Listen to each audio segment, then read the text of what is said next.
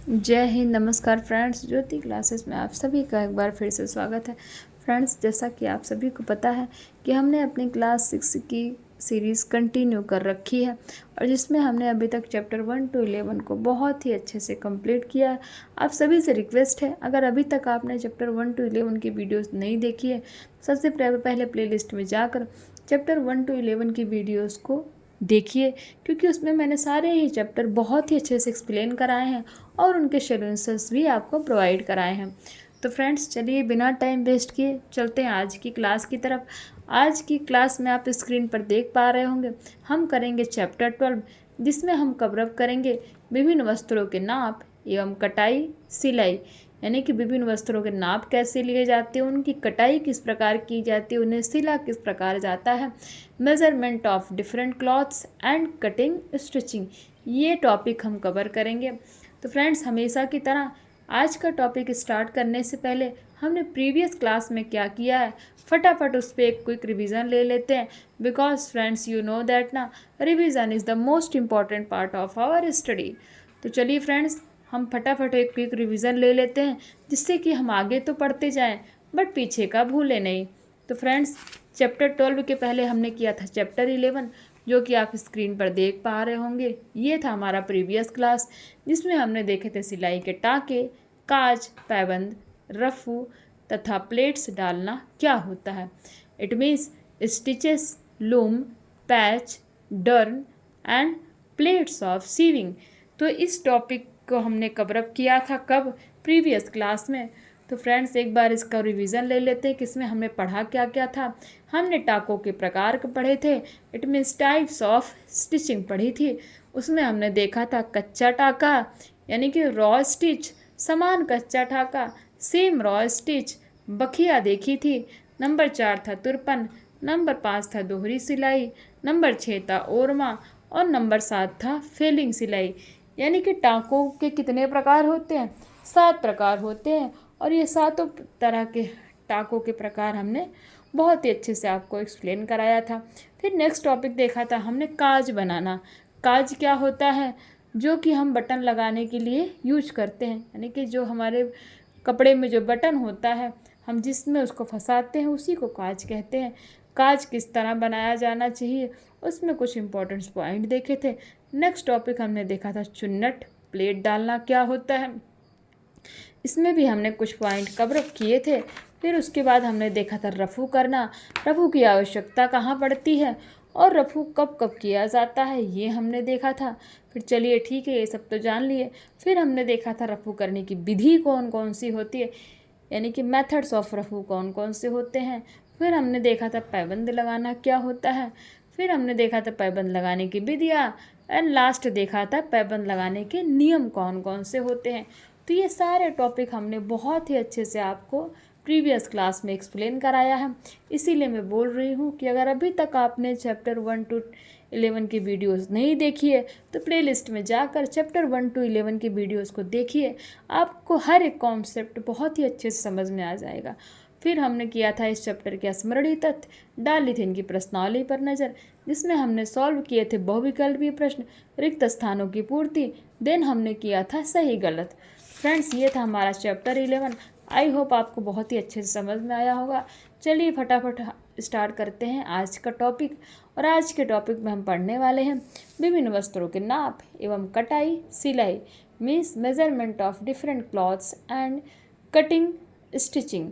वस्त्र को शरीर के अनुरूप सिलने के लिए यह अत्यंत आवश्यक है कि शरीर की नाप उचित ढंग से ली जाए। बिना उचित नाप के सिला हुआ वस्त्र शरीर से फिट आना असंभव है। अतः कपड़ा अच्छा सिले पहनने वाले के शरीर अनुरूप हो तथा पहनने से उनके व्यक्तित्व में आकर्षण उत्पन्न हो, ऐसा तभी संभव हो सकता है जबकि काटने और सिलने से पहले उचित नाप ली गई हो। शरीर की नाप लेते समय मुख्यतः निम्नलिखित अंगों की नाप ली जाती है। नंबर 1, लंबाई की नाप। लंबाई की नाप में क्या करते हैं? गले की ओर से कंधे पर फीता या इंची टेप रखकर लंबाई की नाप ली जाती है। सलवार, पैजामा, पैंट आदि वस्त्रों के पैरों के बाईं अथवा दाईं ओर इंची टेप रखकर नाप लेते हैं। तो लंबाई की नाप किस तरह ली जाती है ये आप स्क्रीन पर देख पा रहे होंगे। नंबर 2 है छाती की नाप, it means measurement of chest. Kurta, blouse आदि वस्त्र जो शरीर के ऊपरी भागों के लिए सिले जाते हैं उनमें छाती की नाप ली जाती है। इंची टेप को छाती के चारों ओर घुमाकर एक तरफ से आरंभ करके तथा मध्य में 4 उंगली रखकर छाती की नाप लेते हैं। मध्य में 4 उंगली रखकर नाप लेने से कपड़ा सिलने के पश्चात छाती पर कसता नहीं है। नंबर 3 कमर की गोलाई की नाप, तो सीने की भांति इसमें भी कमर के चारों ओर फीता घुमाकर नापा जाता है। नंबर 4 कंधे की नाप किस तरह ली जाती है। कंधे की नाप लेने की 2 विधियां हैं। कंधे की नाप लेने की कितनी विधियां हैं? 2 विधियां हैं। एक विधि से एक कंधे से दूसरे कंधे तक इंची टेप रखकर कंधे की चौड़ाई की नाप ली जाती है। दूसरी विधि के अनुसार पीठ की रीढ़ की हड्डी से कंधे तक की नाप ली जाती है। इट मीन्स 2 विधियां हैं, जिसमें पहली विधि क्या है? कंधे की नाप लेने की 2 विधियां। नंबर 1 एक विधि से एक कंधे से दूसरे कंधे तक इंची टेप रखकर कंधे की चौड़ाई की नाप ली जाती है। और दूसरी विधि में क्या होता है? पीठ की रीढ़ की हड्डी से कंधे तक की नाप ली जाती है। नंबर 5 आस्तीन की नाप क्या होता है? यानी कि जो हमारी बाजू होती है ना, उसका मेज़रमेंट क्या होता है, कैसे लिया जाता है? आस्तीन की नाप कमीज, फ्रॉक, ब्लाउज या कुर्ता आदि की बाहों का नाप लेते समय इंची टेप गर्दन पर रीढ़ की हड्डी पर रखकर हाथ की कलाई तक लाकर नापते हैं। कोहनी को मोड़कर भी नाप ली जाती है। इसी विधि से नाप लेने से यह लाभ होता है कि बाह को मोड़ने पर सिली हुई आस्तीन ऊंची नहीं होती है। नेक्स्ट टॉपिक है नाप लेते समय ध्यान योग्य देने योग्य कुछ बातें। यानी कि जब भी हम किसी का मेज़रमेंट ले रहे हों तो हमें किन किन बातों का ध्यान रखना चाहिए, इस टॉपिक के माध्यम से हम जानेंगे। नाप लेते समय निम्नलिखित बातों का ध्यान रखना अति आवश्यक है। नंबर 1 नाप लेते समय नाप देने वाले के दाहिनी ओर खड़े होकर नाप लेना चाहिए। जिसका आप मेज़रमेंट ले रहे हो उसके किस तरफ आपको खड़ा है? राइट हैंड साइड खड़ा होना है। नंबर 2 नाप लेते समय इंची टेप का प्रयोग किया जाता है। इस बात का सदैव ध्यान रखना चाहिए कि नाप इंची टेप के प्रथम सेंटीमीटर से ही आरंभ करें। इससे नाप के कुछ सेंटीमीटर को गिनती करने में सुविधा होगी। नंबर 3 हमें जिस व्यक्ति की नाप लेनी है उसे समतल भूमि पर सीधा खड़ा करना चाहिए। नंबर 4 व्यक्ति के प्रत्येक अंग की नाप लेकर उसे एक नोटबुक में लिखते रहना चाहिए।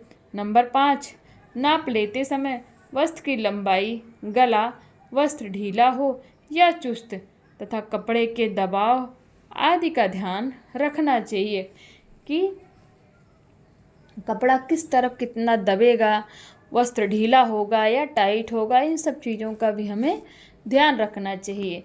तो फ्रेंड्स ये था हमारा नाप लेते समय ध्यान देने योग्य कुछ मुख्य बातें। चलते हैं नेक्स्ट टॉपिक पर।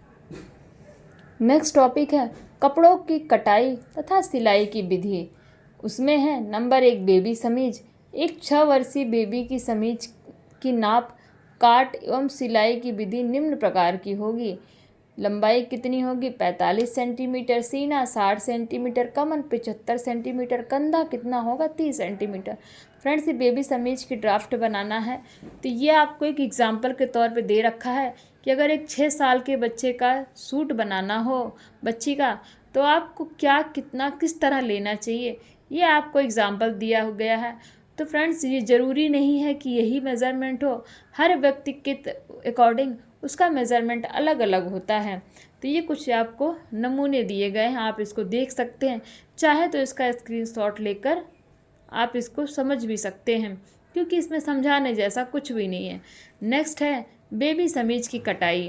पहले 8 से 11 तक काटेंगे, फिर 11 से 9 तक काटते हुए 10 तक जाएंगे, फिर 10 से 5 तक काट कर 6 तक पहुँचेंगे। यानी कि किस तरह उसकी कटाई करनी है, तो इस चार्ट के माध्यम से इन्होंने हमें बताया। फिर ये बेबी समीज की सिलाई किस तरह करनी है। कटे हुए कपड़े को विधि पूर्वक सिलाई से जोड़कर समीज तैयार कर लेंगे। यानी कि जिन कपड़ों को हमने काट रखा है उनको एक विधि पूर्वक मेथड के द्वारा सिलाई से जोड़कर समीज तैयार कर लेंगे। फिर नेक्स्ट टॉपिक है हमारे, लड़के का जंघिया सिलना हो तो जंघिया छोटे बच्चों के लिए सिला जाता है।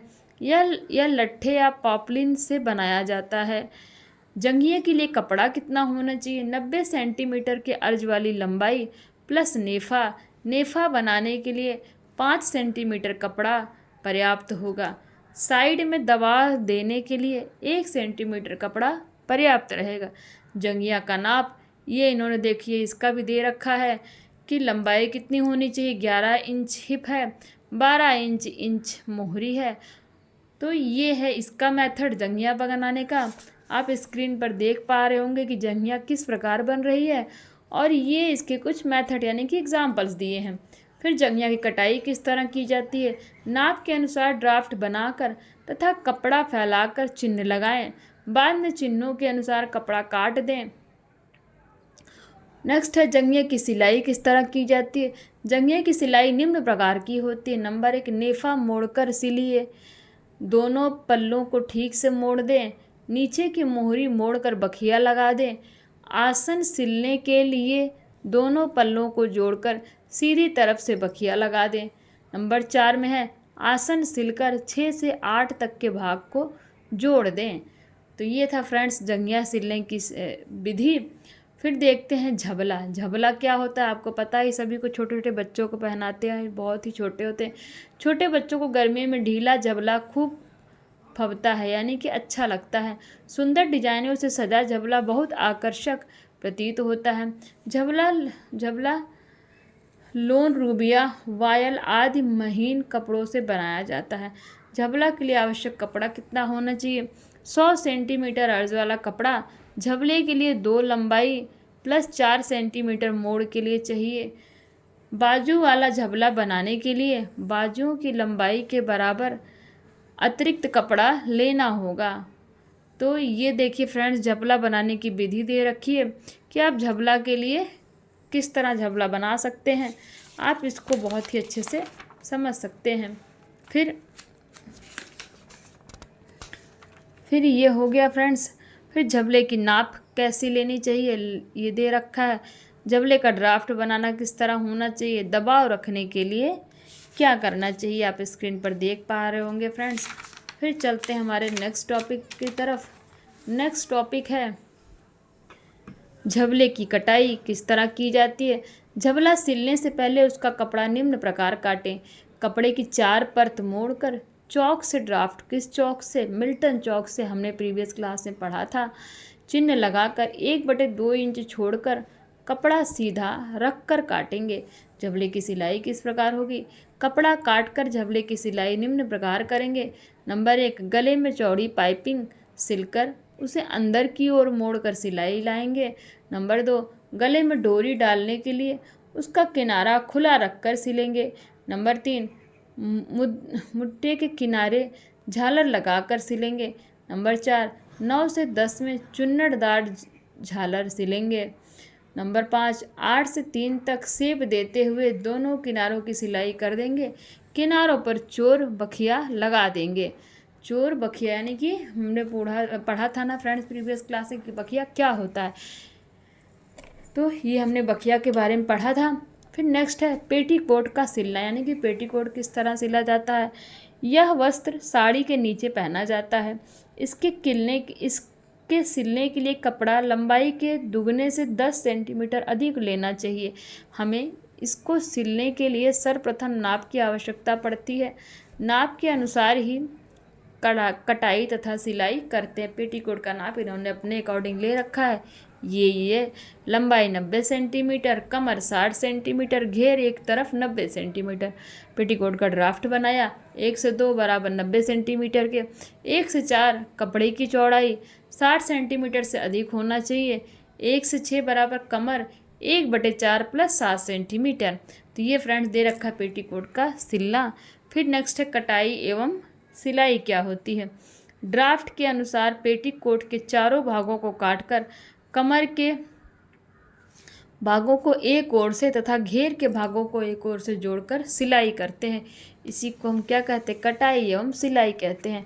फ्रेंड्स ये था हमारा चैप्टर 12 जो कि ख़त्म हुआ। अब देखते हैं इस चैप्टर के स्मरणीय तथ्य, जिसमें हम देखेंगे कुछ इंपॉर्टेंट पॉइंट्स। तो वस्त्र को शरीर के अनुरूप सिलने के लिए शरीर की नाप उचित ढंग से लेना आवश्यक है।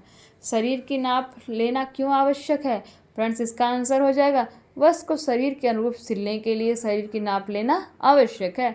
शरीर का नाप इंच टेप से लिया जाता है। तो आपसे पूछ लिया गया फ्रेंड्स, टीजीटी पीजीटी में ऐसे क्वेश्चन बहुत आते हैं कि शरीर का नाप किससे लिया जाता है, ऑप्शंस दे दिया जाता है आपको, तो इंच टेप से लिया जाता है। नंबर 3, कमर का नाप लेने के लिए कमर के चारों ओर फीता घुमाया जाता है। नंबर 4, नाप लेते समय बातचीत नहीं करनी चाहिए।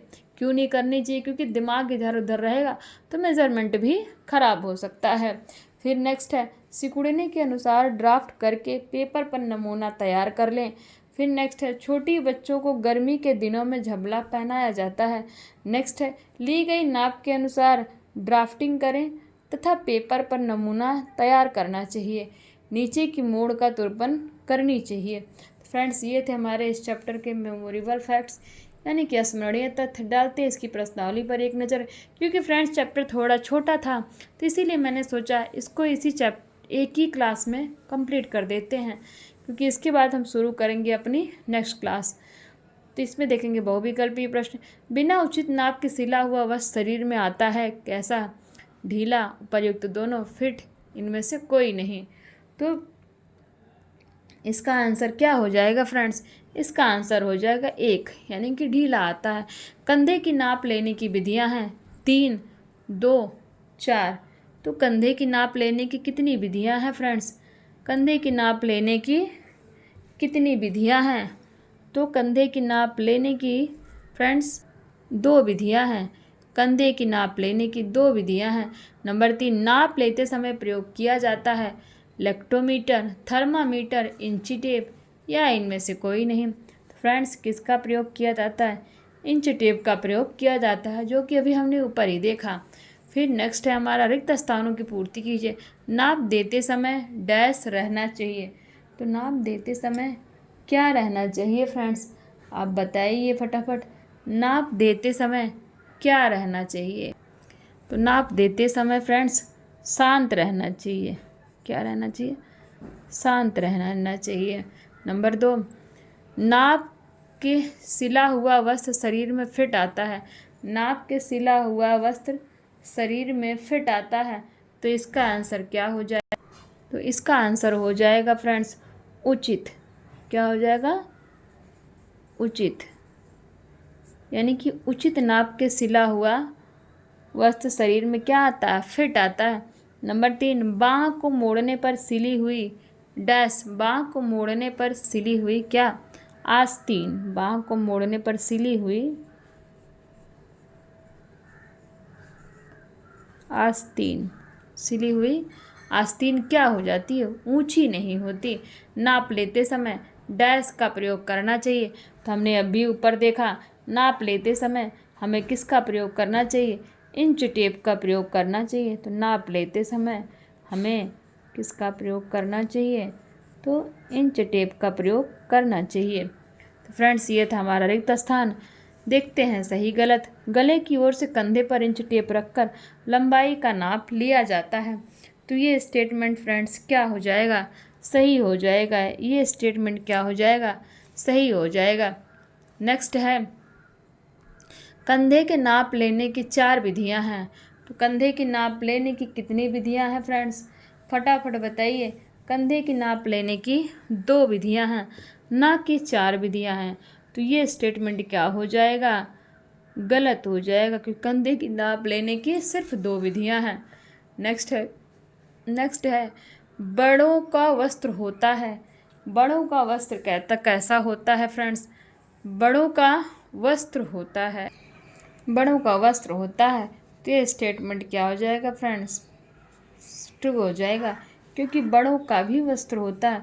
छोटे बच्चों को जंघिया पहनाया जाता है। तो इसका स्टेटमेंट क्या हो जाएगा फ्रेंड्स? तो इसका आंसर हो जाएगा फ्रेंड्स, इसका आंसर हो जाएगा रॉन्ग। छोटे बच्चों को जंघिया नहीं पहनाया जाता। ये एकदम छोटे बच्चों की बात कर रहे हैं। तो एकदम छोटे बच्चों को तो हम नॉर्मल चड्डी वगैरह पहनाते हैं, जंघिया ऐसे कहाँ ही पहनाते हैं। तो फ्रेंड्स ये थी हमारी प्रश्नावली। ये है आगे इसके अति लघु उत्तरीय प्रश्न। वस्तु सिलने के लिए शरीर का क्या लेना आवश्यक है? तो नाप लेना आवश्यक है। शरीर की लंबाई का नाप किस प्रकार लिया जाता है? इंची टेप के माध्यम से लिया जाता है। फिर है नेक्स्ट क्वेश्चन है कंधे के नाप लेने की कितनी विधि है? तो हमने अभी पढ़ा था। कंधे की नाप लेने की 2 विधि है। नाप लेते समय देने वाले किस ओर खड़ा होना चाहिए? तो नाप लेते समय देने वाले की दाहिनी ओर खड़ा होना चाहिए। तो ये थे फ्रेंड्स हमारे कुछ क्वेश्चन, लघु उत्तरीय प्रश्न, दीर्घ उत्तरीय प्रश्न। ये आपको होमवर्क है। आप इन क्वेश्चन के आंसर एक बार लिख करके मेरे पास ज़रूर भेजिएगा। अगर आपको कोई डाउट होता है तो कमेंट के माध्यम से आप अपने क्वेश्चन मुझसे पूछ सकते हैं। मैं आपको हर क्वेश्चन का आंसर फ्रेंड्स प्रोवाइड कराने की कोशिश करूँगी। तो आज मेरी कुछ तबीयत भी उतनी ठीक नहीं है, इसलिए थोड़ा बोलने में समस्या हो रही है। तो आपको मेरी आवाज़ से भी पता लग रहा होगा। तो फ्रेंड्स आज की क्लास में बस इतना है। ये देखिए इस चैप्टर के आंसर की भी आपके पास है। आप चाहें तो इसका स्क्रीनशॉट भी ले सकते हैं। और हाँ, अगर आप थोड़ा सा भी अगर बताते हैं मुझे कि आपको लघु उत्तरीय, दीर्घ उत्तरीय इन प्रश्नों के भी उत्तर लिखित में चाहिए, तो मैं आपको अवश्य ही प्रोवाइड कराऊंगी। प्लीज़ फ्रेंड्स बट कुछ बताइए, कमेंट कीजिए। और अगर आपको ये सीरीज़ पसंद आ रही हो तो ज़्यादा से ज़्यादा इस चैनल को लाइक, शेयर एंड सब्सक्राइब कीजिए। और फ्रेंड्स ज़्यादा कुछ नहीं बोलूँगी क्योंकि आपको पता ही है कि मैं बुक से क्यों पढ़ा रही हूँ। अगर एक बार आपने इस सारी सीरीज को कंप्लीट कर लिया तो फ्रेंड्स किसी एक नहीं, आपको मैं एक साथ कितने सारे एग्ज़ाम की तैयारी करवा दूँगी। चाहे वो TGT, PGT, net, LT grade, कोई सा भी एग्ज़ाम हो फ्रेंड्स, आप हर एग्ज़ाम को देने के लिए 90% तक आप एलिजिबल हो जाएंगे। क्योंकि आपको हर क्वेश्चन के आंसर आप प्रीवियस ईयर उठाएंगे, आप खुद ब खुद सॉल्व करेंगे। तो फ्रेंड्स आज के लिए बस इतना ही। मिलते हैं नेक्स्ट क्लास में। तब तक के लिए जय हिंद, नमस्कार।